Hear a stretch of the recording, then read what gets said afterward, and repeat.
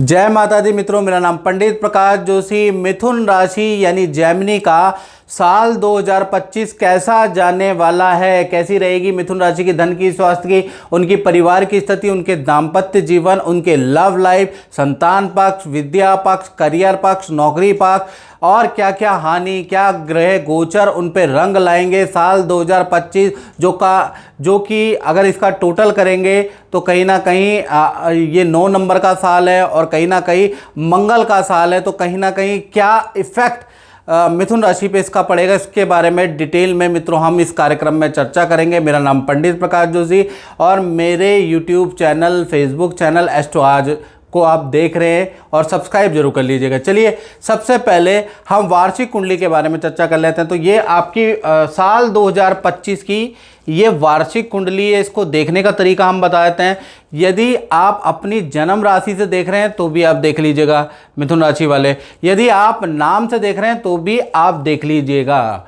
यानी जन्म नाम से भी आप देख सकते हैं और जन्म राशि से भी आप देख सकते हैं। तो ये कुंडली है और इसके अंदर द्वितीय भाव के अंदर मंगल बैठे हैं और मंगल वक्री रहेंगे वार्षिक कुंडली में। तो धन की स्थिति मिथुन राशि की भाई 2025 में अच्छी नजर आ रही है। मंगल वक्री का पूरे साल पर्यंत कुछ ना कुछ अच्छा बेनिफिट मिलता हुआ नजर आएगा। इसके बारे में डिटेल में चर्चा करेंगे।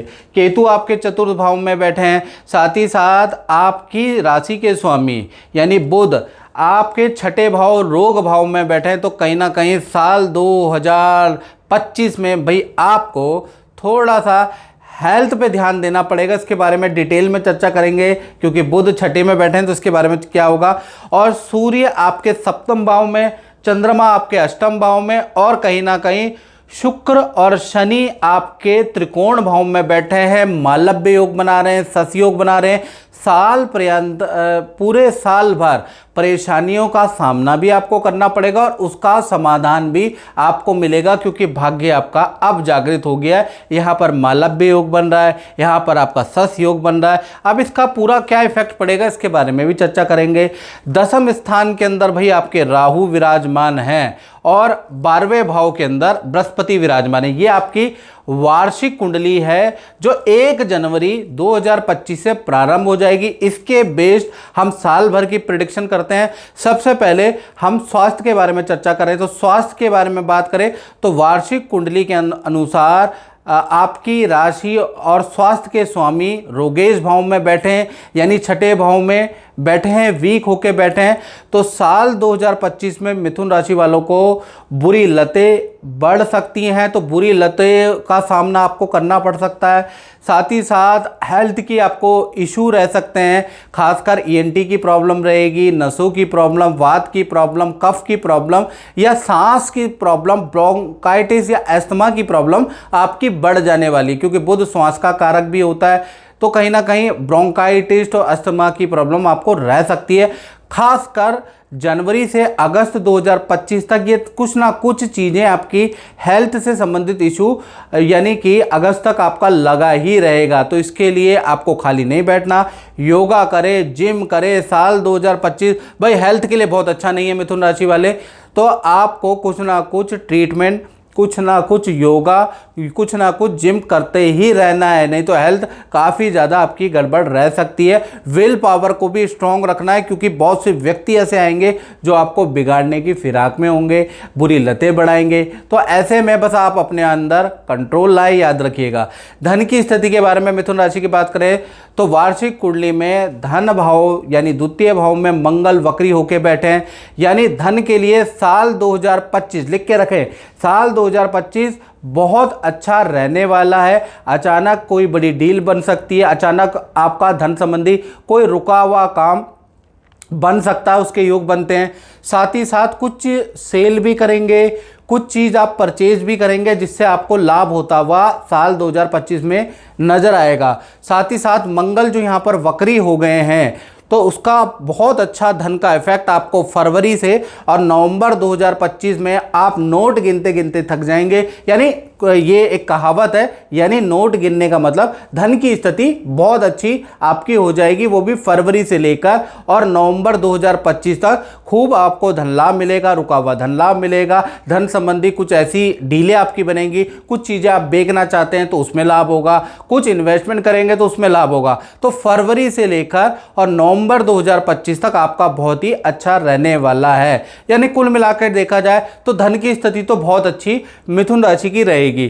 अब बात कर लेते हैं मिथुन राशि के परिवार, संतान, विद्या की स्थिति साल 2025 में भाई कैसे रहने वाली है। तो यहाँ पर मैं आपको बता दूं, आपका मिथुन राशि का मालव्य योग बन रहा है। पूरा साल 2025 में मालव्य योग एक्टिव है। तो कहीं ना कहीं जो आपके संतान के योग बनते हैं, जिनकी नई नई शादियां हुई हैं, अभी हाल फिलहाल के वर्षों में आपकी शादी हुई है, तो मालव्य योग के कारण आपका संतान का योग बनता है या अनप्लान्ड अचानक संतान होगी साल 2025 में। साल 2025 संतान के मामले में आपको चौंकाएगा। या फिर आपकी बड़ी संतान है, छोटी संतान है, तो संतान संबंधी कोई रुका हुआ काम, कोई खुशखबरी आपको साल 2025 में मिलेगी। तो यानी कि मालव्य योग के कारण भाई जिनकी संतानें नहीं हो रही है वहाँ भी चौंकाएगी, और जिनकी संतानें उनका रुका हुआ काम एकदम से बन जाएगा, तो संतान की तरफ से आप चौंकने वाले हैं। साथ ही साथ संतान का विद्या करियर के लिए साल 2025 सर्वश्रेष्ठ है। आप देखेंगे कि साल 2025 में बच्चे की ग्रोथ अच्छी रहेगी, बच्चे की एक्टिविटी के अंदर शौक बहुत ज़्यादा रहेगा, नृत्य कला संगीत के अंदर आपके बच्चे का शौक रहेगा या खेल में रहेगा, और काफ़ी ज़्यादा अचीवमेंट, क्योंकि मंगल का साल है तो कहीं ना कहीं आत्मविश्वास का साल है, खेल का साल है, एनर्जी का साल है। तो कहीं ना कहीं आपकी संतान के अंदर बहुत अच्छी एनर्जी साल 2025 में बनी रहेगी। और अगर आपकी बड़ी संतान है तो उनका शादी से संबंधित कोई शुभ काम होता हुआ साल 2025 में फरवरी के बाद, यानी फरवरी 2025 के बाद होता हुआ आपको नजर आएगा। यानी संतान की ग्रोथ के लिए साल 2025 चाहे छोटी संतान है चाहे बड़ी संतान है, उनका होता हुआ नजर आएगा। साथ ही साथ जो आपकी बड़ी संतान है, इनफैक्ट उनके लिए साल 2025 बहुत अच्छा ही नहीं बहुत अच्छा है। यानी संतान का विदेश यात्रा का योग भी बनता है, यानी विदेश में भी आपकी बड़ी संतान जा सकती है। अब बात कर लेते हैं विद्यार्थियों के लिए ये साल 2025 कैसा रहेगा। तो विद्यार्थियों का भी वाहन खरीदने के, या माँ बाप या परिवार में कोई आपकी बातों से सहमत होगा और आपको कुछ वाहन खरीदने का मौका मिलेगा, या फिर आपका विदेश में जाने का योग साल 2025 में बनता हुआ नज़र आ रहा है। यानी कि आपके लिए भी, स्टूडेंट के लिए भी साल 2025 बहुत लाभकारी है। लव एंड अफेयर के होने के भी योग साल 2025 में ही बन रहे हैं। भाई मालव्य योग है तो स्टूडेंट को ये ना दे, ऐसा हो नहीं सकता, क्योंकि शुक्र काम वासना भी देता है, प्रेम भी देता है, संबंध भी देता है। तो कहीं ना कहीं लव एंड अफेयर भी विद्यार्थियों का हो सकता है। साथ ही साथ विद्या के लिए साल 2025 सर्वश्रेष्ठ रहेगा। बड़ी सफलता आपको मिलती हुई नजर आएगी। तो संतान के लिए अच्छा है, विद्यार्थियों के लिए साल 2025 अच्छा है। साथ ही साथ देखा जाए तो नवम भाव में शनि और शुक्र दोनों ग्रह साल 2025 की कुंडली, वार्षिक कुंडली में बैठे मालव्य योग, सस योग बना रहे हैं मित्रों। तो साल 2025 के अंदर भाई मिथुन राशि वालों का विदेश घूमने जाने के योग बन सकते हैं, या विदेशी काम में आपको सफलता मिल सकती है, विदेश से कोई ऑर्डर आपको मिल सकता है। यानी कि विदेश से संबंधित एक तो मालव्य और शश योग, क्योंकि नवम भाव भी यात्रा का होता है मित्रों, तो यहाँ पर आपको सफलता मिलती हुई नजर आ रही है। साथ ही साथ यदि आप फिल्मी लाइन के अंदर हैं, आप एक्टिंग करते हैं, आप नृत्य संगीत कला साहित्य से संबंधित क्षेत्रों के अंदर हैं, आप प्रॉपर्टी से संबंधित कोई काम करते हैं, आप कोई बिल्डर है, कोई किसान है, कृषि का काम करते हैं, ईंट रोडी बदरपुर लकड़ी का आप काम करते हैं, आप इंटीरियर का मित्रों काम करते हैं, आप सोशल मीडिया में कुछ काम करते हैं, तो ये साल आपके लिए अचीवमेंट वाला साल रहेगा। यानी बहुत अच्छी साल 2025 में आपको अचीवमेंट मिलेगी, आपकी ग्रोथ बहुत अच्छी रहेगी, दिन दुगनी रात चौगुनी ग्रोथ साल 2025 में मिलेगी, क्योंकि वार्षिक कुंडली में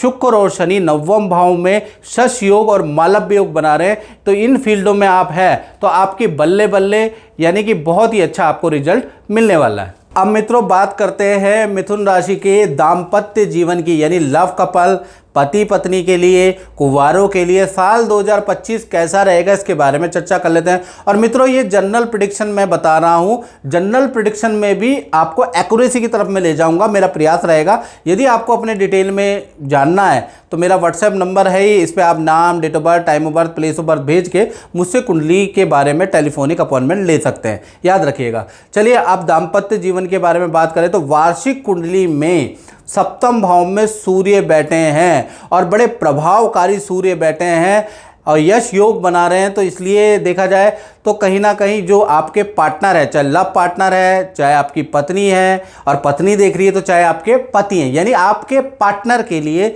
का साल 2025 में यश योग सूर्य के द्वारा बन रहा है। तो फरवरी से लेकर और अक्टूबर 2025, डेट नोट करें, फरवरी से लेकर अक्टूबर 2025 के अंदर कहीं ना कहीं पार्टनर को कोई सरकारी लाभ होता हुआ नजर आएगा, यानी सरकारी कोई ठेकेदार मिल सकता है, सरकारी जॉब मिल सकती है, सरकारी योजना का लाभ मिल सकता है, यानी सरकारी रुका हुआ कुछ लाभ आपकी पार्टनर को मिलता हुआ साल 2025 में फरवरी से अक्टूबर में मिलता हुआ नजर आएगा।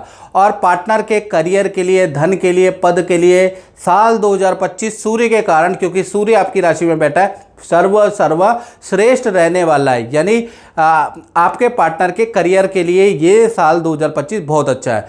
पर रिलेशन के लिए बहुत अच्छा साल नहीं है, कुछ ना कुछ आप दोनों के बीच में मनमुटाव रहेगा, बहुत बार ईगो की प्रॉब्लम पार्टनर के मन में आ सकती है। उनको साल 2025 में अच्छी ग्रोथ मिलेगी तो थोड़ा बहुत ईगो की प्रॉब्लम आपके बीच में आ सकती है, आप टकरा सकते हैं, आपके बीच में या तो मनमुटाव रहेगा या फिर आपके पार्टनर का स्थान परिवर्तन हो जाएगा। तो आप दोनों येन केन प्रकारेण एक दूसरे से दूर भी रह सकते हैं, इसके योग नजर आ रहे हैं। यानी रिलेशनशिप के लिए साल 2025 बहुत अच्छा नहीं है। या तो पार्टनर से अगर आप पास रहेंगे तो पार्टनर से लड़ते भिड़ते रहेंगे, और यदि प्यार प्रेम अच्छा है तो कुछ ना कुछ सूर्य जो सप्तम में बैठा है वो ऐसी पार्टनर को पद प्रमोशन, ऐसी ग्रोथ देगा कि उनका स्थान परिवर्तन हो जाएगा, जिससे भी आपके दूर रहने के योग है। यानी रिलेशनशिप के लिए साल 2025 थोड़ा संघर्षकारी रहेगा।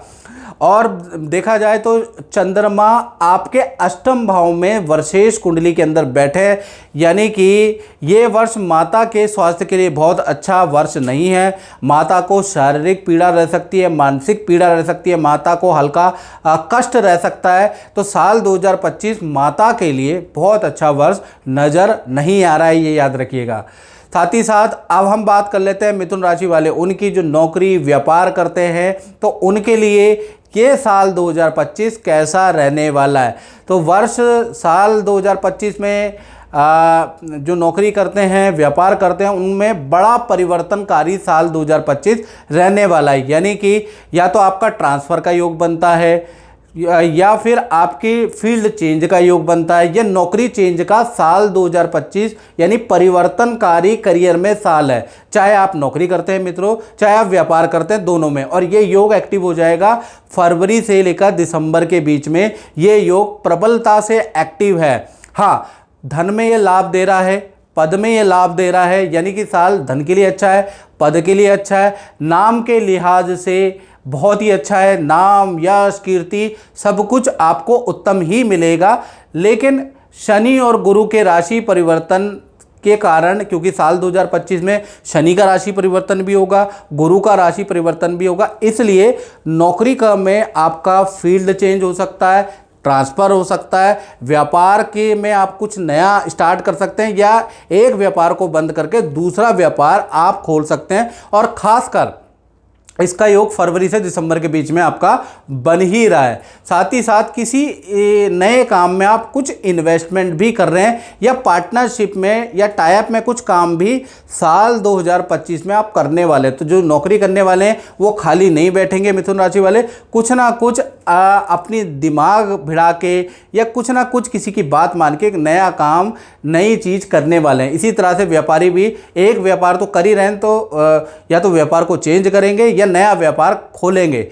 यानी कि परिवर्तनकारी साल करियर के लिए रहने वाला है। साथ ही साथ देखा जाए तो वार्षिक कुंडली के अनुसार 12वें भाव के अंदर गुरु विराजमान है, यानी साल 2025 के अंदर खूब तीर्थ यात्राएं होंगी।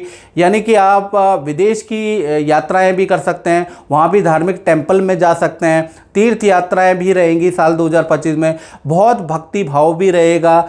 यानी खूब पूजा पाठ, खूब तीर्थ यात्रा, कुछ खूब धार्मिक यात्राएं आप खुद भी करेंगे और अपने परिवार वालों को भी कराने वाले हैं। तो कुल मिलाकर अगर देखा जाए तो मिथुन राशि के लिए पिछले साल से बेहतर साल 2025 रहने वाला है। तो मित्रों, इस कार्यक्रम में इतना ही। मुझे दीजिए इजाजत। जय माता दी।